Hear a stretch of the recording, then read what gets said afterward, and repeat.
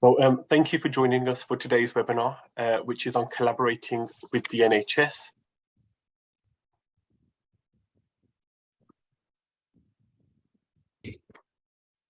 So I'm on mute.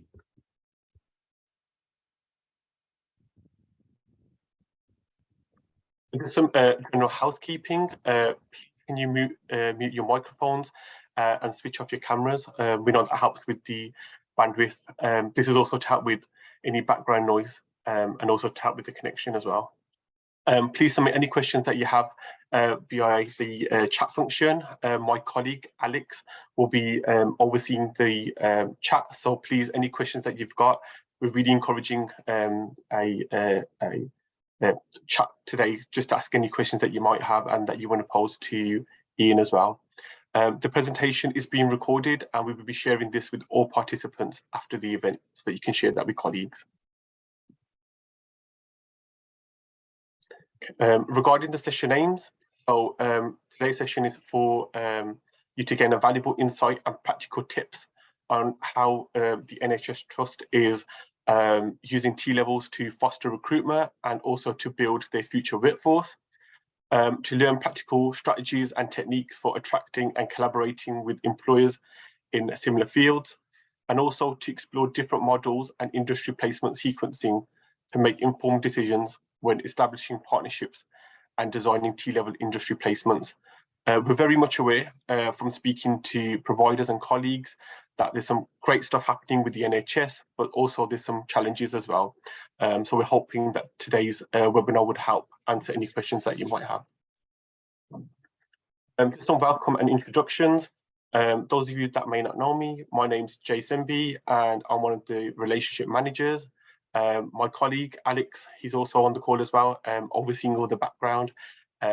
And we're also here joined by Ian Hook, who's kindly joined us today to deliver majority of today's webinar. Ian's come from the University Hospital of Morecambe Bay Trust. Very thankful for Ian's time. So Ian's an advocate for T-levels, also a T-level ambassador, and he's going to be sharing some really good tips and strategies about how he's been engaging with the local providers and about collaboration as well. So just want to say a big thank you to Ian, because I know that you're very busy and also inundated with requests as well. So I'm just going to pass you on to Ian. Thank you. Thank you, Jason. Is it me straight away? Yeah, it is. Thank you, Ian. Fantastic. So there aren't two Ian Hooks on the call. I think Jane has joined using the same link, and so has by default come up as Ian Hook. Jane, you can change the name in Zoom because at the moment it looks like you're called Ian Hook as well. Oh. So if you click on the three dots at the top right of your own screen, it does give you the option to rename, I think. So I'll have a look. I had to download Zoom. Yes. Like within minutes of coming on, I'm like, oh, we don't do Zoom here, we do Teams. I know, I was having similar issues. And actually, Jay, we do have a colleague from the college trying to get on. She's just emailed me and she's having real difficulties getting on. So she's had to contact her IT. I think yes, a lot of us in this field have been very used to Teams recently. But yeah, so we have Jane who's joined us on the call as well. And we're introducing Jane later. Jane is an ODP, an operating department practitioner within theatres, and has been super supportive of T-levels, and we'll talk about that more in a bit. So yeah, so I think what I'd like to do is start off I'll introduce myself. My name's Ian Hook. I'm what's called the Careers and Engagement Lead for Morecambe Bay Trust. And just as a nice little opener, the next slide has a little video of some feedback that we've received from students. Actually, these are students from last year, and it was just a little compilation of some nice stories. So if we have the next slide, Jane, I think the advice was to maybe turn up the volume a bit, because apparently the volume is quite low. But if we could have the next slide, that'd be great. Thank you. Sorry.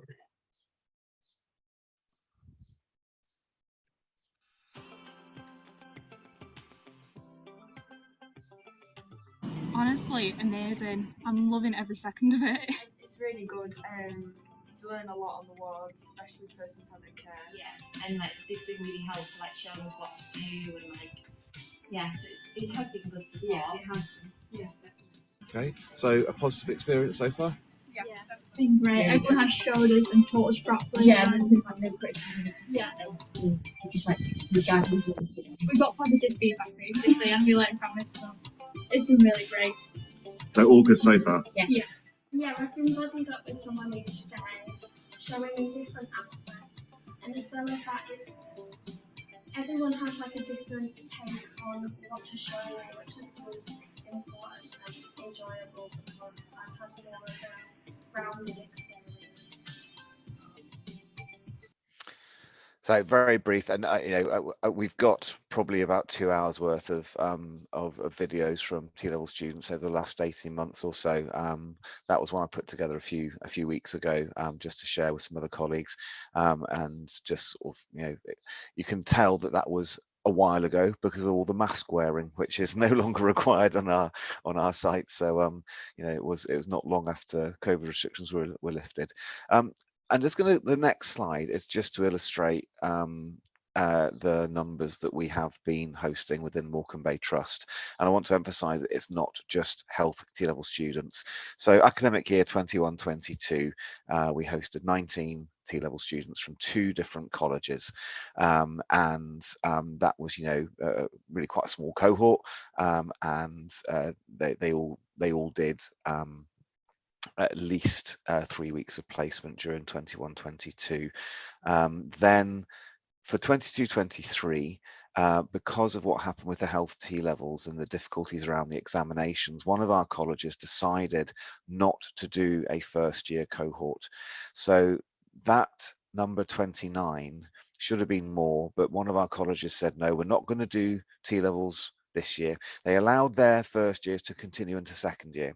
So that 29 health students is made up of some of one of the colleges first years going to the second year, but then 2 more, then a cohort of first and second years from another college. So that's still 2 colleges.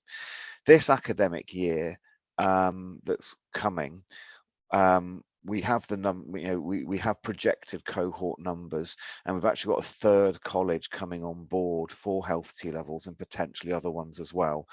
So we're looking at around 60 placements for health T-level students, possibly a little more.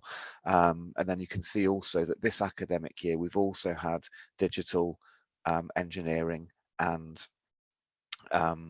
business, and actually the business number is 6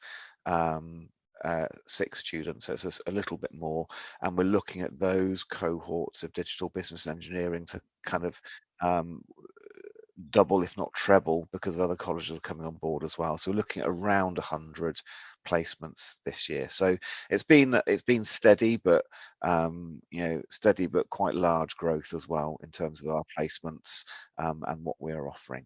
So just to give you a picture of where we're at. So Jay, if you go to the next slide please, Jay, because essentially I'm going to talk through a few things, and if questions want to be asked whilst I'm talking, please do ask, because it may be pertinent at that time. Jay, you might want to interrupt me and say, I can't see the chat and I'm not going to have the chat open, so please just do interrupt me, because once I get going it's quite hard to stop me, to be perfectly honest.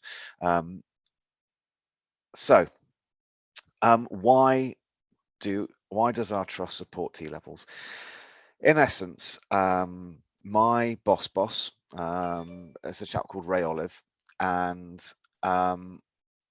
he is actually the chair of the T-levels Ambassadors Network nationwide, and he was involved in the creation of T-levels. He supported the Department of Education with the creation of the engineering T-level, and so he's very much invested and immersed in T-levels. So when I was appointed 2 years ago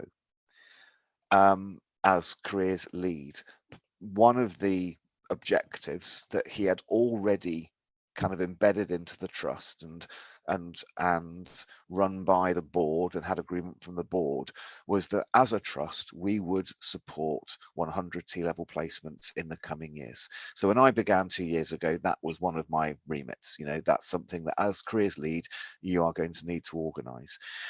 Our trust has 3 sites, 2 quite large hospitals, one up in Barrow, one in Lancaster, and a smaller hospital in Kendal. We employ around 8,000 staff across those 3 sites, and we cover a geographical area of about 1,000 square miles. Large part of our trust patch is rural, kind of South Lakes and North Lancashire. So a spread, but quite handily as well. Each of our hospital sites has pretty much a partner college. So Furness Hospital has Furness College, Kendal Hospital, Westmoreland General has Kendal College, and the RLI in Lancaster has Lancaster Morecambe College. We support the T-levels because we view these young learners as our immediate workforce, and that's written into our, at the moment, draft policy around T-levels and apprenticeships. We very much are increasing our apprenticeship offer, but with a view that these students, these T-level students, will be segued into apprenticeship opportunities and roles within the trust. So why we support it is to retain local talent. We don't want our young learners disappearing off to Manchester and Liverpool and Leeds and London, wherever it might be. We want to retain them in our area. So we want to ensure that they have a fantastic experience on placement with us, and that we are fully supportive of any progression they'd like to undertake within the trust, whether that be, I'm going to use the word CSW quite a lot today, and I just want to clarify what that is to begin with. A clinical support worker. A lot of trusts use HCA or healthcare assistant, and essentially that's what we would term a band 2, sometimes band 3, but normally band 2 role. So an entry-level role in where you are supporting the registered staff, or the registered staff. So putting people into clinical support worker roles, getting them on the bank early, and I'll talk about that in a bit as well. If you're not familiar with the term bank, essentially, if you think of teaching, being on the bank is like being on the supply register. You're on call basically to do whatever shifts you might fancy doing. And the other thing is that we do have an apprenticeship offer for what's called a trainee nursing associate, a 2-year degree program. We run 2 cohorts of 20 a year. They are designed to be applied for by CSWs or anyone with any sort of care experience.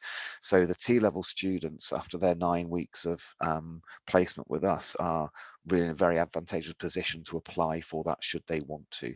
And Jane in theatres also has clinical support worker roles that she always encourages people into. Jane also has ODP, operating department apprenticeships, that actually, if these students have done a placement with Jane, I think, Jane, would you agree that they would actually be in a position to apply for an ODP apprenticeship, having done? Yeah, can you see me now? Yes, we can. All right, okay. Hi, everyone. Yes, so our last 2 students that we've just had have been what we've actually been looking for in terms of having T-level students in, because we're under the Grow Your Own scheme for the ODP apprenticeships. So we like to have the T-level students in. At the minute, we're trying to break down barriers for letting people know that it's not just a doctor or nurse in the hospital. There are so many other areas as well. So theatres is coming in now, getting known. The work that myself and Ian do with, I hope we're got careers fairs coming up and working in schools and stuff like that. So these first 2 girls, these 2 girls that have come in these last 3 weeks, have realised and didn't know that they could work in theatres as CSW. One of them is 18, so she's applying for the bank staff. And the hope then is once you've done a year or 2 years and become like, you know, settled into your role, is to then apply for the ODP apprenticeship, which for the 3 years your pay grade goes up to then be a band 5 upon upon qualifying, and then we've got a qualified member of staff that started grassroots as a T-level student. Yeah, so thank you, Jane. So I mean, that's an absolutely, you know, real world example of how we could grow our own. We already have from the cohort that are just completing now. So we've got around 15 who have completed their 2 years. Of those, 9 are 2 are already on the bank for CSW, and a further 7 are in the application process. And the idea is that over the summer holidays they'll do bank shifts and you know, build up that experience. So I don't want to sort of go off too much of a tangent. So why we support them? It's because they're our future workforce, and we want to retain them. Practical tips for engaging with trusts.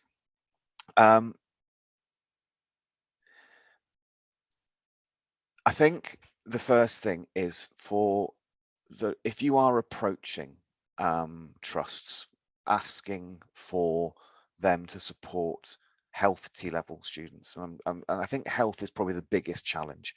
I think digital business engineering, I think there's an obvious segue there, and there's an obvious link to the studies. I think there's nervousness around having young learners in a clinical environment. My biggest tip, or the biggest thing I'll suggest, is that you emphasize from the very beginning that the students who you would like to be on placement within wards or within theatres or within the community or within AHP services, and AHP, allied health professionals, that's your physios, your physios, dietitians, speech and language therapists, occupational therapists, those therapy services, AHPs, are allied health professionals.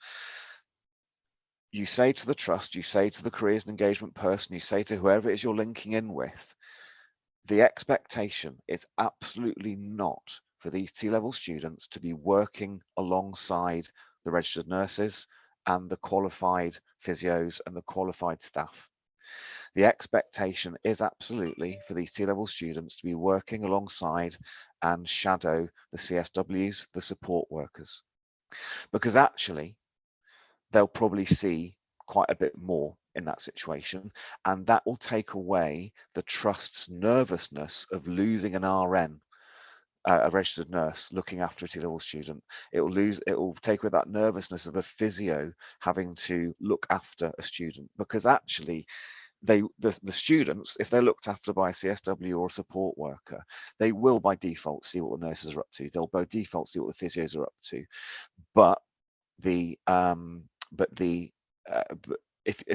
premise being that it's actually the support staff that will do that. Now, I'm going to jump to the 6th point there, because I think I should have concluded that. What we are doing at our trust is, when I'm going out to wards and departments, I'm saying that same message. It's not your RNs, it's not your registered staff that will look after these students, it's the support staff. And we, as a team, we sourced an opportunity and some funding to offer CPD, continuous professional development, to CSWs, to our Band 2 entry-level kind of support staff, for them to receive training to be a mentor for young learners, for T-level students. So that does a number of things. It means that within those wards where those CSWs are working, that they feel empowered to actually look after those students. They've received a day's worth of mentor training, and they get some follow-up sessions as well. It means that the ward managers and the clinical leads understand fully and appreciate that, yes, it is those support staff who are looking after the students, and it won't take away from the RNs. It gives the CSWs CPD, which sadly they don't get many opportunities for that, to be fair. The opportunities, at least in our trust, for Band 2 CSWs are few and far between in terms of professional development, so it gives them that opportunity as well. Now, I've been lucky in as much that one of our chief nurses had some funding from HEE and approached me and said, how can we use it? It has to be used for CPD for our clinical staff. What can we do? And I said, can I use it to do that? And she said, yes, you can. Now, what you as colleges could do when you approach trusts is say, number one, it's the CSWs, the support staff that will be looking after these students. Can we offer them some mentor training? And I'm sure within your colleges, you have the capacity and ability to write a program that the CSWs could come on site for a day and receive mentor training, sort of specific to looking after T-level students. And that could be an offer to the trust to say, you know, that we will do this. We will train up your support staff, give them that CSW give them that mentor training. And it is a mutual back scratcher, because then we go, okay, now we've trained up your CSW staff. Now you can take some T-level students off us. Okay, so that's a really important thing about engaging with trusts. Some trusts will say, well, they're under 18, we can't have them. Now, there is nothing written in any guidance from the NHS, from HEE, from anywhere that says under 18s can't be in any clinical area. So if there is pushback on that, that's purely trust policy, and you can have that, you know, in your armory to say, well, actually, you know, there's nothing to say that shouldn't happen. I mean, even within theatres, even within midwifery, because we have managed to place students in theatres with Jane, in midwifery, and in urgent treatment centres, which are similar to ED. I would perhaps shy away from ED, to be perfectly honest, because the unpredictability of what, certainly for under 18s, the unpredictability of what one might face in ED is quite traumatic. Jane is very good. Well, in fact, Jane, because if there are people here thinking theatres, really, how do we, Jane, mitigate against those kind of safeguarding and fear factors around having a young person in theatres? Well, again, this changed for me this last time, that I was with a student and the call out went and I had to go and do some CPR, and we had to transfer a patient out, and I didn't invite her with me. I spoke to them all afterwards and they all said they would like the choice to stay if they had it. They would definitely always, because everyone does anyway, get a debrief afterwards and you know, make sure that our duty of care is to them. But all three students have said that they wanted to make that decision themselves, and until they were then moved. And I know we've discussed in the past that they would be removed, but I needed to save that guy's life. I wasn't going to look around the room and see where my students were and if they were. And off the back of that, I have had that discussion with them. So they need to either remove themselves, or if they want to and feel it's beneficial to them, they will get moved eventually, because when you get a crowd of people over, it will disperse. Someone gets in charge and moves everyone anyway. But they will get all the care and attention that the whole team would get, you know, the downtime and things afterwards. But I think now it's a conversation I would have with any of the new ones coming in, not just to assume or leave them, or because you're not in that mindset to actually think who's in the room. And it's now going to be a discussion I have with individual students when they come in. What would they want me to do in those situations, or they know to just walk away and not witness anything. But we're not in a hospital that happens, you know, it doesn't happen all that much, but it does happen. If they were to be in a different theatre setting, I would definitely not encourage it.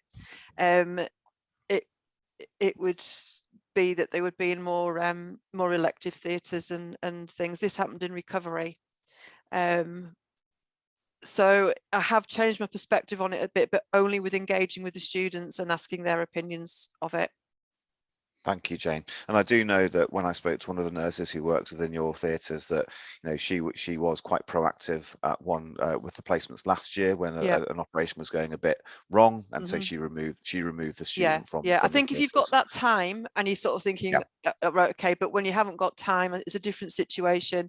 When you can see it starting to get tense and everything, move them because they're not going to benefit. They'll But I think it's also really worth noting that obviously theatres, that would be an environment where there's probably more potential for seeing trauma. But we have many students placed on frailty wards who have seen mortality because they are frailty wards and elderly people die, and that's what happens. And it's setting those expectations for the students, and making sure that there is pastoral support in place. And that's what I was thinking of. I always talk to the students about there being 5 levels of pastoral support.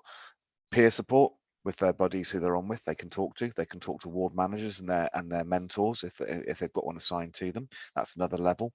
There's the college tutors themselves, and I think it's really, really, really important that on a health placement in particular, that the college visit in person during that placement, not a phone call, not a college visit. They go on site and visit, because colleges really need to be aware of the staff that are around there and what's going on. So that's one thing I'd really emphasize. I think it's really important to get that.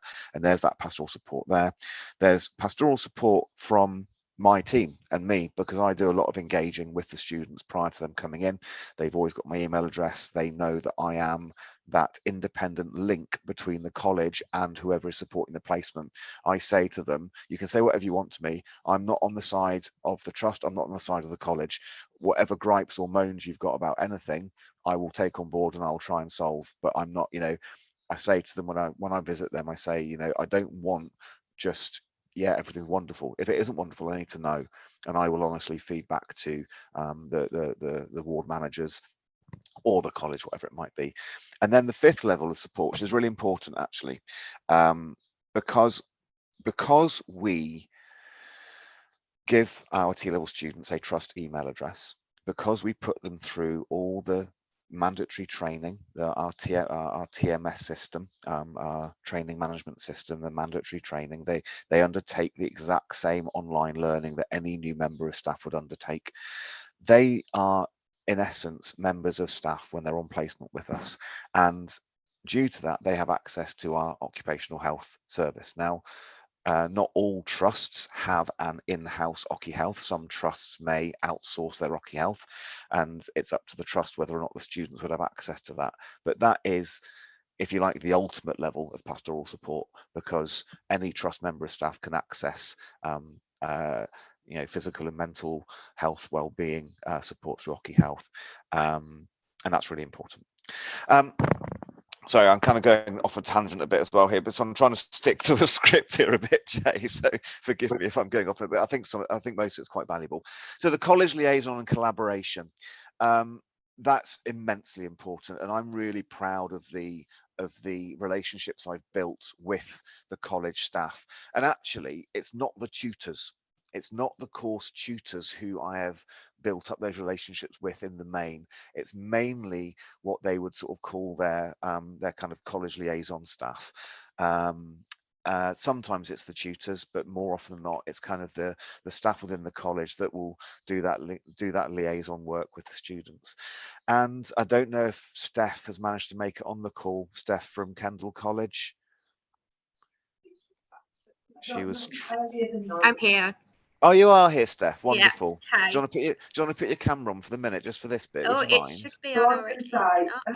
Oh, I can't see you. Maybe I've just not got enough. No, I can Oh, see yeah, you it. are there. So you are there, Steph. Sorry, yes. She's another Ian Hook. Is it another Ian Hook? We've got 3 Ian Hooks now. Amazing, fantastic. So,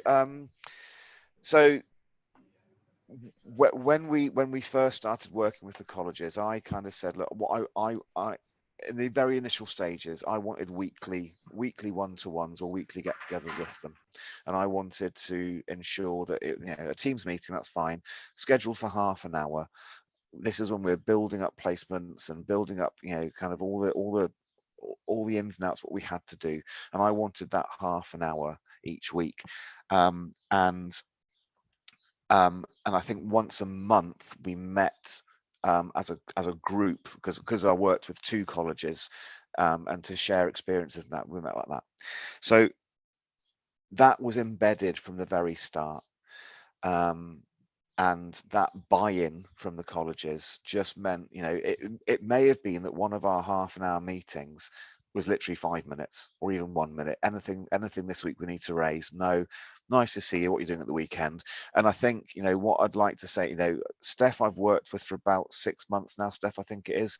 But your colleague Not even that. I Rachel, only started in March, not even but that. yeah, Oh, I've it's worked oh really well. closely with Rachel for a long time.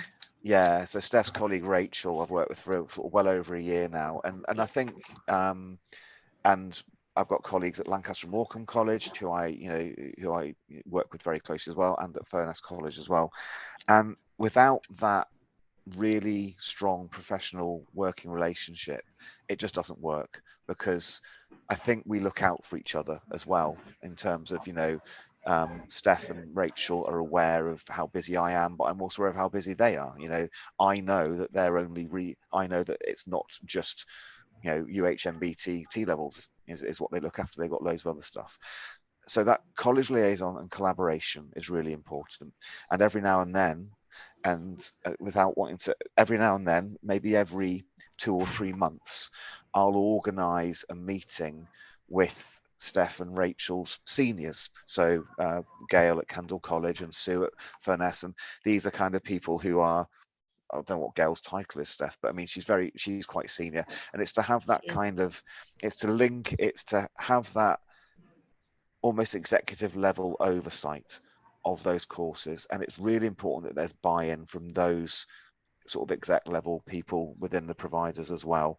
So and those lines of communication are always open, and it means that I feel empowered to ask for support and help, and likewise they, you know, it's important. And is there anything you want to expand on that at all, Steph, about that sort of that college liaison and collaboration? And yeah, I think you've covered it quite well. I think it's all about those relationships and that communication as well, in terms of finding the right student for the right placement. That's really important ahead of time. Obviously, that's sort of more our job than yours, but again, it's communication and finding out, because we want every placement to be successful. We want every student to have the best experience possible.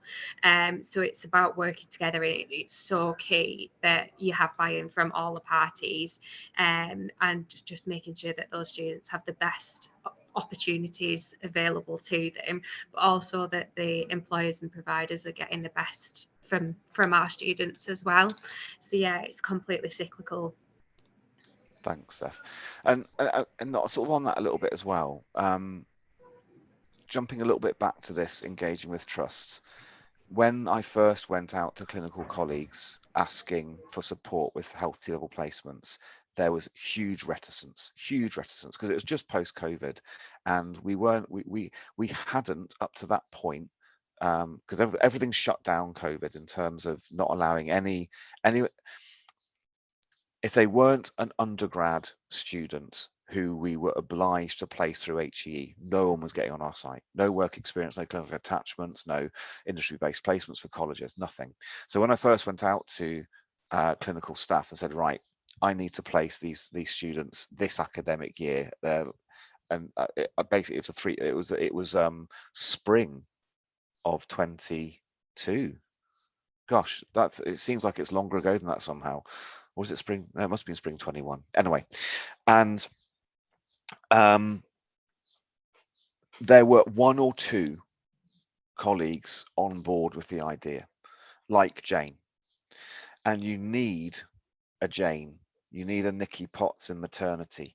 You need a Julia Stevenson on Ward 22, who is really behind the idea. And if you find, I suppose I'm talking to the NHS trusts here more than maybe the colleges, but the colleges as well, if you pick up on these names, because those people are the ones that can then talk to colleagues and say, look, this is a good idea. And you can get stories from them, and you can put stuff out on Twitter, and you can ask them to come to meetings within the, within the trusts or within colleges and talk about how they've managed to persuade ward managers or clinical leads on how to bring them in. And it's generally, without any disrespect, Jane, it's generally not the more senior staff. Jane has plenty of people more senior than her within her department. Nikki Potts, who does sorts of the maternity for me, she's a band 3 MSW, and yet is an absolute Trojan in terms of getting this sorted. So you don't need to link in with senior staff necessarily. You just need someone who's supportive of the idea and who will work that for you. Placement timetabling and models. From the start, I made it clear to the colleges, and that sounds very bossy, but I did. I made it clear to the colleges that the preference for placements is not 1 or 2 days a week over a 10-week period. It needs to be immersive, at least a 2-week block, preferably 3. Get them in there, get them in full time. And so we work on the basis, and it is flexible, 3-week blocks throughout the 2 years, and that gives you 315 hours easily. 3-3-week blocks. Generally, first year's 1 3-week block, and the second year's 2 3-week blocks. Now, it's not set in stone by any means at all. We've just had our first year Kendall College students come in on health placements and do a 3-week block, but only 3 days a week. That's the general model. I would suggest never do anything less than 2 weeks as a block, and never anything more than 4. I think the students need a break. I think 4 weeks is plenty. The students have to follow shift patterns, whether that be in theatres, which is a bit more 9 to 5-ish, or whether it's on a ward where you might do an early, which is maybe 7 in the morning till 3 in the afternoon, or a late, which is midday till 8 at night, or a long, which is 7 till 7, or 8 till 8, depending. And the reason behind that is patient safety. You need the students to be there at handover. They need to be there. They need to understand which patients are on the ward, which colleagues are doing what, and it actually immerses them in that world of work as well. So the placement timetabling and models, initially I linked in with our, could you please clarify how many blocks? Three blocks of 3 weeks, but that's flexible. Most students have done 4 blocks, and it could be a 2-week and a 3-week. It doesn't have to be that. That's what we've used. I think the key about that is not doing like 10 weeks and doing 2 days a week over those 10 weeks. That I don't think that helps. I don't think that helps.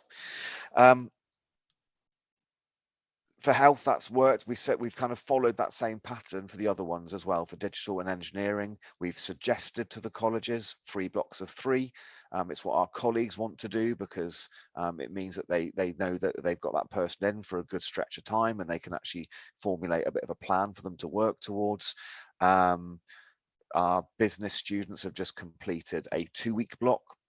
I would say minimum 2, maximum 4, and one thing to consider very much with the health T-level placements is linking in with what might be called the PEF team, the Practice Education Facilitator team, or at least be aware of who the PEFs are, because they're responsible for placing generally all of the undergraduate nurses, and there will be busy times on the wards where the undergrad nurses are in. So I always check with the PEFs and say, look, when should we avoid having T-levels in? Give me those weeks, and I can say to the colleges, let's avoid these times. However, I would say that's less pertinent now, because the ward managers and the PEFs know that actually the T-levels are looked after by the CSWs. The RNs look after the undergrad nurses, and that's the nervousness around having them in at the same time.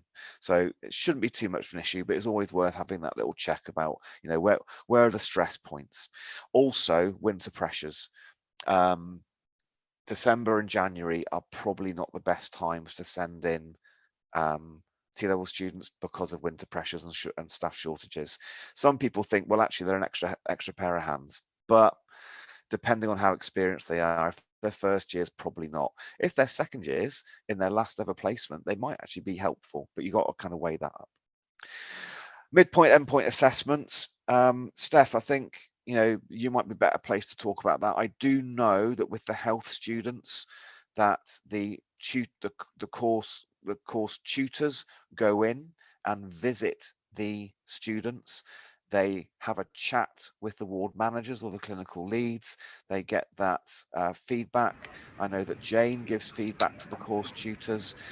The difficulty being with 3 blocks of 3-week placements, all in different places, you're not going to get that consistency, because we do encourage the students to undertake 3 different placements, whether it be frailty and theatres and UTC or midwifery, whatever it might be. So that's a challenge for the providers of that consistency of progression, because each block is almost a standalone progression. But Jane, I don't know if you want to share how you feed back to course tutors when they come in. I just put myself back on again. I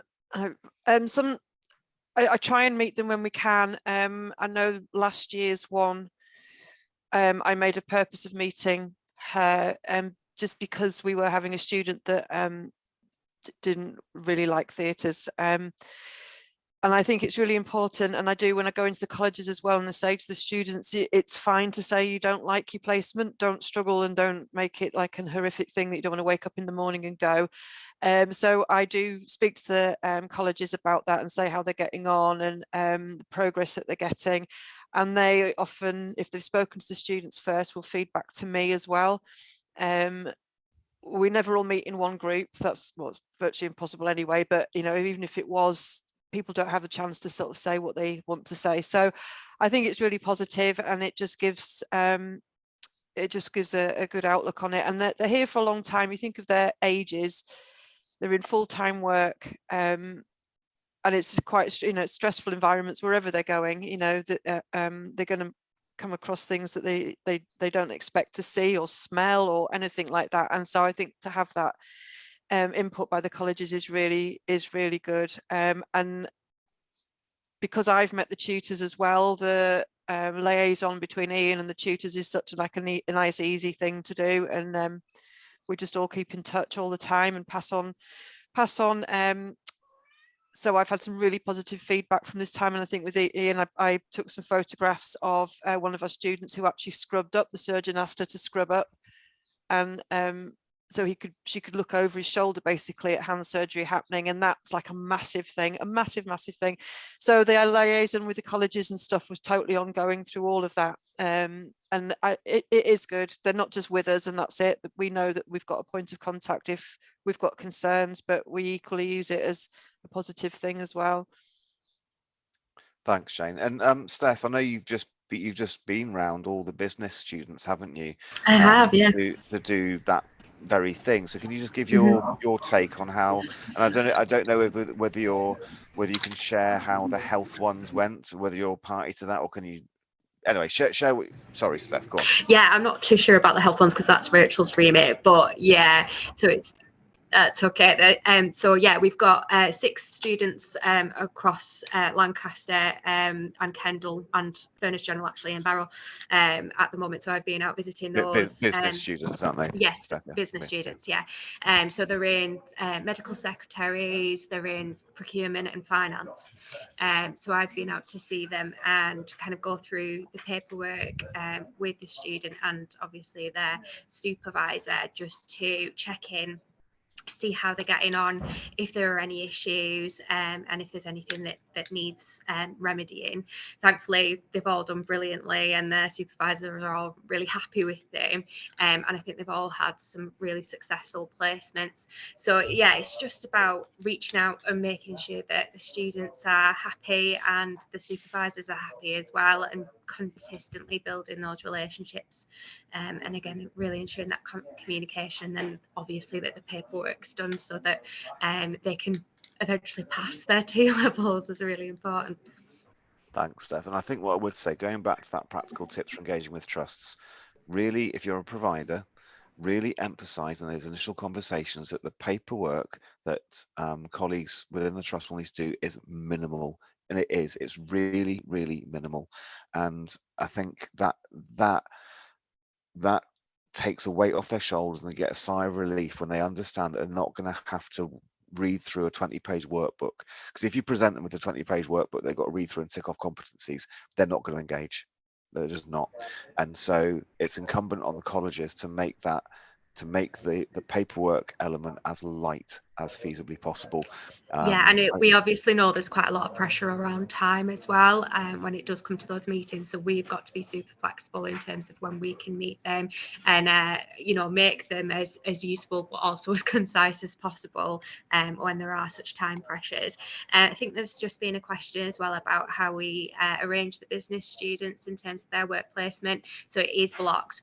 This year, the first years, we've only got first years at the moment, so they've done 2 blocks of 2 weeks, and they've just completed their second block, and again they've gone to a different area within the sort of business within the NHS. So we're going to need to find a 2-week and a 3-week block next year to make up that hours. Yeah. What I would say about the placement timeframing, actually, what was lovely earlier on this year, we had Kendal College Health T-level students, second year students, on their penultimate placement, I think it was, and it was a 3-week block back in late January, I think it was January, February time. And I always go in to see the students. I make the time to go and see the students before their next block, even if it's just a half-hour little reminder, you know, because although they don't get a trust induction, a full-on trust induction, they get an induction from me in their first year before any placements begin. I go in for about an hour and talk about trust values, talk about the NHS, talk about expectations, which obviously it differs depending on which T-level they're doing. Obviously, the health T-level, there's lots of expectations around kind of uniform and jewelry and all those sorts of things as well, and hand hygiene and all that sort of stuff. And I always try to take a clinician with me, because if they see someone in a uniform, it looks far better than me in my chinos and shirt, because I'm not medical at all. I haven't got a medical bone in my body.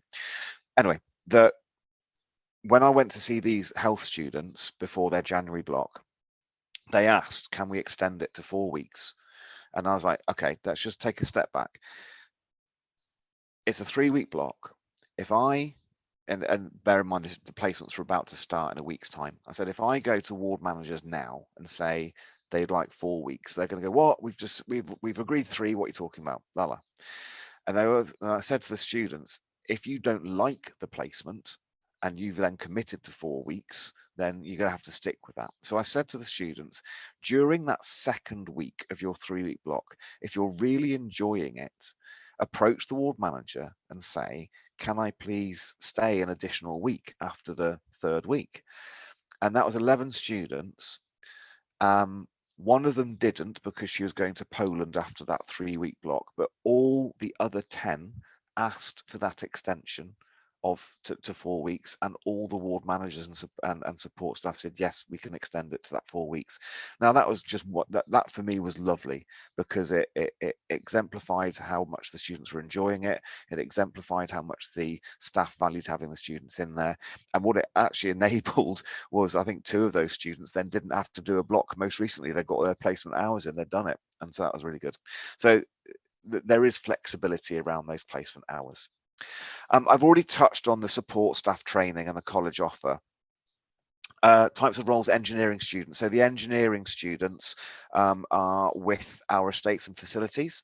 So within our hospital sites, we've got a significantly large cohort of plumbers, electricians, joiners, builders, and we also, of course, have our medical engineering teams who look after the large complicated medical equipment that all hospitals have.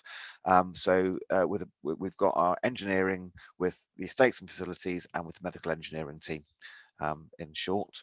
I've already gone over the support staff and training, and the idea being that as a trust, something one can do is to offer that CPD to support staff, and that enhances your ability to increase placement capacity, because you do say to the ward staff, if you're putting forward a CSW for training, that is basically an acceptance of taking T-level students. But I'll just reiterate to the colleges, if you can dangle a carrot to the trust and say, we will pay for your staff, or we will put your staff through some kind of mentoring training, then that's great. They're getting CPD for their staff. So I won't talk much more about that. Mutual funding of staff. Now, this is something that actually happens within our Northwest patch already in a model that East Lancs have. Now, the East Lancs Trust, they have a significant careers and engagement offer. They have a significant offer for T-level students, but also for the old BTECs as well. But what is quite unique about them, certainly in the Northwest, is that the team that looks after all those students is basically a hybrid of the colleges and the trust. There's mutual funding of those positions, and you wouldn't really know who they work for, whether they work for the trust or for the college, because it's a mutual agreement between those colleges, between 3 colleges and 1 trust, whereby it's an amalgamation. Now, that was born out of very strong relationships between the directors, a few years ago of that trust and of those colleges, and they collaborated and they worked out a system of how that would work. That's not an easy thing to achieve short term. What we are looking at, and it's not, I can't share too much about this, but in terms of our capacity, the capacity that my team has to support T-levels, I'm just about managing while supporting 40, 50 T-levels this year. Next year, when it gets to 100, unless the structure of my team changes, unless we employ somebody or unless we drop some piece of work, we are not going to be able to effectively do all the things we've been doing for T-levels for 100 placements. So we are talking to the 3 partner colleges we work with about using the money that you can draw down from the government. What's it called? The support fund? I forget the technical name of it. Sorry. I'm acutely aware. Employee Support Fund. Thank you. The Employee Support Fund. I'm acutely aware that although it's called the Employee Support Fund, the employers have no say over where that money goes at all. It's all down to the colleges where that goes, and that's fair enough. I get that completely. So we are in discussion at the moment to create a 12-month fixed term contract where a band 4 level, which is about 25 grand, about NHS band 4, to do all the college placement admin, not just T-levels, the BTEC and some other bits as well. And our 3 partner colleges jointly fund that position. So they wouldn't be employees of the colleges, they would be trust employees, but they would be dedicated to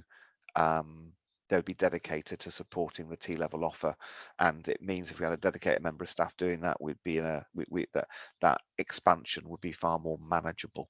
So that's just something we're pursuing, and something you could potentially pursue as a college, to say to the trusts that you might be working with, look, I don't know all your situations, but if you are similar to us and there's 3 colleges and 1 trust, then you say, look, why don't we club together and approach the trust and say, all the admin, we'll do it. We'll do all that liaising, or at least we'll fund someone to do that. If you can employ somebody within your trust to look after T-levels, we'll pay for that person. And they'll bite your hand off, to be honest, if you do that, because So that's a possible, and building capacity, you know, that's what it comes down to.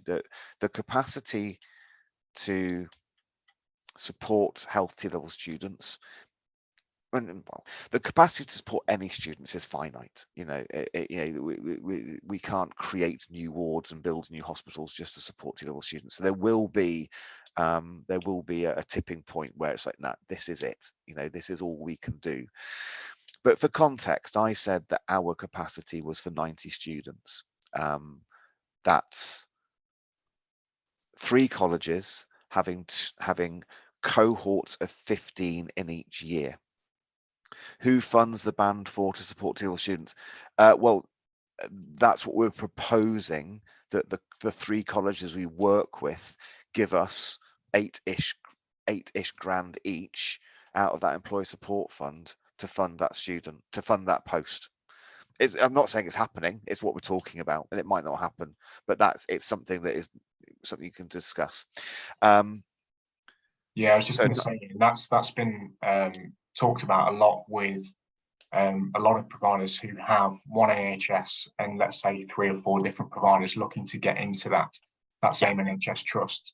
They need to move quite quickly with that idea and pitch that idea, because the employee support fund runs out on March 31st, 2024, and then it will be looked to be reviewed again. So we are saying to providers, please put a really good pitch together and start to that conversation, that collaboration around it. We do have a couple of other questions as well, just before we move on. I'm just going to want this tiny point about this capacity, this building capacity, because I've said to the colleges 90 placements, which means 15 students in each year in each college. So, you know, 15 times 6. But that was based pretty much on my scoping of placements within wards and community settings. I'm now reaching out to our AHP faculty, and that has the potential to build capacity as well. Sorry, yeah. So that's me basically. That's kind of what I wanted to talk about. And so are there questions you'd like me to address? No, thank you so much, Ian. Yeah, a few questions have come through. I think we had a period where there was no questions coming through because you'd covered so many things. Like even my notebook is, we can't see it, but just covered in little points. I think one of the biggest things is as well that I know the providers would appreciate is the terminology used and the internal terminology used, because at times they're not having much luck with their careers lead or that person in post. And then you've talked about potentially going through alternatives, looking at the practice facilitator team and using those, you know, analogies and certain things. So I've got a quick question from David. I'll start from the top. In reference to earlier, do you encourage health and social care students to work bank shifts alongside their placement hours, or would it just be at the end? Really good question. So what we've just embedded and what we are now, so take it back a step. Our bank lead is adamant that under 18s will not do bank CSW shifts. It's a personal thing that we need to thrash out within our trust, but that's as it stands. So I have said to all the health T-level students, the current Kendall College first years as well, if you're turning 18 within 6 months, here is a link to apply to be on the bank. They apply to go on the bank, they get their interview, they're on the bank. They can then choose, if they want to take bank shifts whenever they want. And those bank shifts will go towards their placement hours because that's allowed. And I would encourage it. I would encourage them to do that. What we don't do is actually organize their bank shifts for them. It's like basically, okay, you want to start working a bit independently. The other thing we do is I will give them bespoke support on completing that bank application form to ensure they do get an interview, and then I'll give them bespoke support on what to say at interview when they get to that interview. Because despite them being T-level students and linked intrinsically to our trust, they still have to go through that fair and inclusive recruitment process. And so that bespoke support from my careers and engagement team will ensure that they do get on the bank as long as they follow my guidance. So in short, yes, we are encouraging them onto the bank, but we're not incorporating fixed bank shifts into their placement hours. They would then, I suppose the way it would work, Steph, is that if they got bank shifts, they would be logged, they'd make the college aware, and that can go towards their placement hours. And Perfect. to be fair, Steph, we could do that for admin as well, because we have bank admin. And if Yeah, that'd be great. If any of your business students wanted to get on the bank, onto the admin for bank, onto the bank for admin, we can do that as well. Yeah. Okay. Lovely. We've had another question come through from Vicky, who mentioned that she's looking to place some lab science students and they've not necessarily had much luck with their local NHS trusts. Is there anything in, you mentioned sort of the allied health professionals that they could potentially look at, any avenues for lab science placements? So lab science isn't an AHP. But what you may well find is the AHP lead within a trust looks after lab science, because that actually happens in our trust as well. They kind of sit together. So and that's clinical investigations as well. Clinical investigations is really an intro. That's quite technical as well.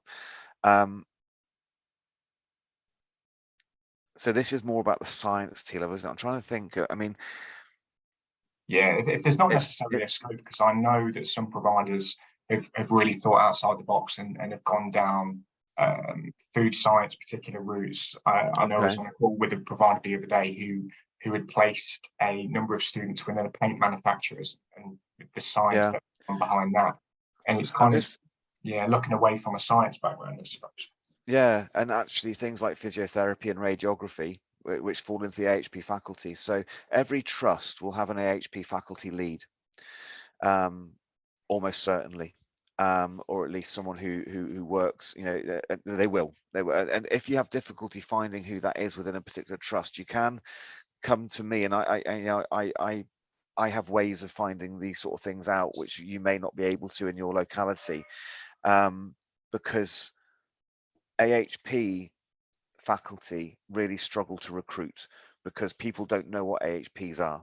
Personally, I think they should change the name to something else, because AHP and allied health professional, I don't think makes it clear what they are, because they're such a valuable faculty, and recruitment to that faculty is tricky. So I think any AHP faculty within a trust would welcome the opportunity to support young learners, particularly if it's going to be a segue into working within physio or dietetics or occupational health or occupational therapy, whatever it might be, or ODP. So it would be an email or a phone call to the trust's main and asking for the name of the AHP lead, and linking with that person and saying, we can offer you a pipeline of young learners who are really keen on science, who would be interested in dietetics, in physio, in radiography, in working in ODP, because all these things heavily involve science. Whether it be the actual machinery and equipment they use, or the analytical element of some of the blood sciences as well, and clinical investigations. I don't know if that's helpful. Sorry. No, I think it's perfect, Ian. I think it's a tough one with lab science, and we've seen this nationally, that again it is very, very niche. It is very, very niche, and I think a lot of providers are struggling to find kind of these avenues and the terminology that's probably behind the scenes. And I think, as you mentioned, the clinical investigations, that's a good terminology to use for providers to potentially explore with their NHS trust. That's all. That's the the pacemakers, the implants, and the ECGs. Those they're all Band 5 professionals who do that work. And I think actually, you know, the labs at our trust, we, you know, it's pretty sizable hospitals we have. The labs are actually really quite small. You know, there's not that many staff in the labs. So even like a big hospital, you may not have a huge amount of staffing in the laboratories. So yeah, thinking outside the box in terms of what other departments would use science, possibly in a kind of, you know, in a technical way. I think the AHP services would be a good port of call for that. Oh, fantastic. I've got a question from James. Are students expected to have obtained a care certificate prior to applying to go on the bank staffing list? Really good question, and no is the short answer. I encourage the colleges to engage with all 15 standards of the care certificate virtually, or you know that virtual learning you can do, or you know the bookwork you can do. Any member of bank staff who starts with the trust, T-level or otherwise, they will be put through the care certificate as part of their first sort of 5-6 weeks of work. That is an expectation. There is no expectation that they will have completed the care certificate prior to applying for bank. What I think would impress an employer in any situation is if on their CV a young learner or an applicant would say, because you can go on the EFL, the HE learning website, register on that, and you can access the care certificate e-learning and download certificates to prove that you've done all that e-learning. To have that in your CV and in your portfolio, I think is a good thing to go and interview with, as long as you are savvy enough to give the caveat of saying, I know full well I do not have the care certificate, but I have engaged with all 15 standards. I've done all the e-learning. That's given me a good understanding of the care certificate standards. I'd love to now, undertake that learning and develop it in the practical environment, in the clinical environment. But short answer, no, they don't need it. They don't Can need I the care just step certificate. in there as well? Sorry. Of course. Just our support workers have got that on their TMS. If the T-levels were to cover any of it and can prove that they've covered it, that would be good, because for our apprenticeships, it is one of the it's one of the requirements that they have. They have their English and the maths, and they have that care certificate. It can all be worked alongside it, but obviously that's so much work alongside it. So the earlier they get it done, the better. But I know for us, for our apprenticeships, it is one of the things. So Jane, would you recommend then that as part of so for all our healthy level students, that even if they've covered care certificate at college, that they engage with the care certificate on our own TMS system, so that's evidence there? If it's the same, and if they've done it, I mean, I don't know, because I'm not a support worker anymore, and I never had to do any of this, so I don't really know what it asks. I just know it's very, very long-winded. So the more they get done whilst you know, engaging in that, then the better, because once it's done, it's done. Yep. It might be a good idea, yeah, to have a look what we can cover whilst our on placement. Cool. Yeah, fantastic. These things are really, really good to hear, because again, we have a lot of providers who are struggling to engage with their local NHS trust. And I think having this almost pitch prior to say exactly this is our plans, and I think the acronyms that you've used as the CSWs and supporting them, but also putting in saying that we have engaged with the 15 care standards prior to the industry placement starting, and a lot of these things that the providers can say whilst pitching back to their NHS to help work that relationship. Can I just jump in there? So one enormous difficulty we had in the initial stages was the fact that our T-level students had not received moving and handling training, and that really restricted what they're able to do on the wards. So what we have embedded now, every T-level student from September, they're already enrolled. It's already sorted. They're all enrolled onto the trust moving and handling in-person training, which means that they on the wards and in the departments, so long as they are supported by another trained trust member of staff, they can use the hoists and the moving and handling. So that's a real step forward for us. They can't move and handle patients, two T-level students on their own. And that's kind of by the by. And we're also, we have our IPC team, our infection prevention control team, going out to our 3 partner colleges over the course of the autumn term to deliver hand hygiene and donning and doffing training to all the students, because in order to use the moving and handling training on site, they have to have had the manual handling and donning and doffing, sorry, the IPC and donning and doffing training. Now, I know that many providers here may well have very snazzy, swish clinical skills rooms. I know all 3 colleges that I work with have very lovely clinical skills rooms. Just to, certainly for our trust, it wouldn't matter one jot how much manual handling training you did with your students on your site. It wouldn't count for anything in terms of our site. You have to undertake the trust's manual handling training. Now, if a CSW had worked with Morecambe Bay Trust for 5 years and had done manual handling, and then they moved to Blackpool Trust for a CSW role, they would have to do Blackpool's manual handling training. It's not us being snobby, it's something that isn't transferable. It's trust specific. Now, there may be trusts who work together on this call who go, actually, we would take that trust's manual handling. We don't. Yeah, it's just what it is. So that, I think it's really, really useful to go to the trust and say, our students have done all the learning associated with the care certificate, but also make them aware that, you know, they haven't actually achieved the care certificate, because the care certificate can only be achieved whilst working practically. You can't achieve the care certificate remotely. You have to have competency signed off. Fantastic. Sorry. No, thank you so much, Ian. I am conscious that we're coming up to the end of the meeting and a few people have had to shoot off. So I am just going to quickly throw a quick poll into the chat.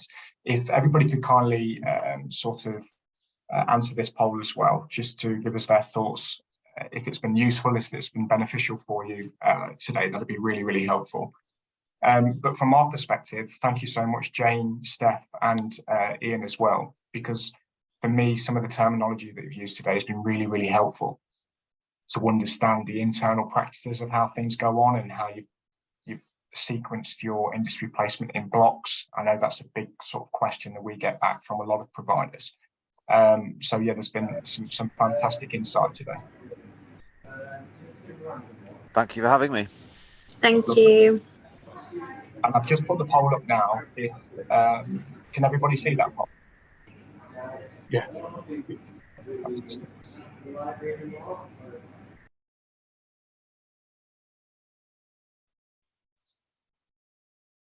And if you do have any further questions or queries, myself, Jay, Ian, Jane, and Steph will be here for another 5 to 10 minutes.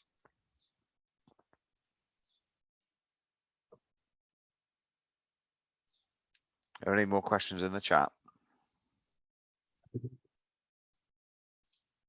Just saying from How's Owen, very, very useful chat. Thank you. Tracy to say thank you. That was great. Cool.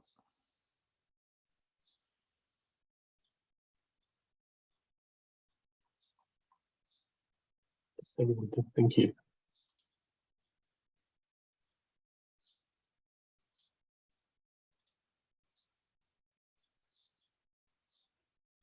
But a thank you from Joe at North Kent College. So thank you, Joe.